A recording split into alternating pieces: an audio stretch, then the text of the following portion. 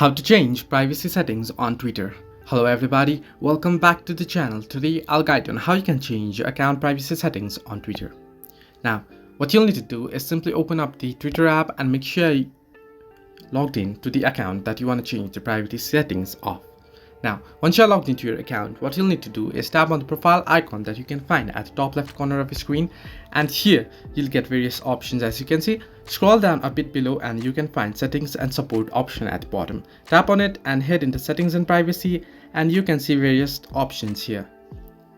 Now, to change privacy settings, you can see the fifth option, privacy and safety, below monetization option. Tap on it and here you'll be able to change your privacy settings of your account.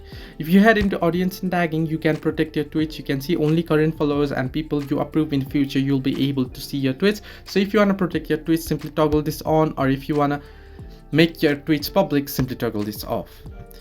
Here you can enable photo tagging. Anyone can tag you, only people you follow can tag you, or nobody can tag you here if you turn this off.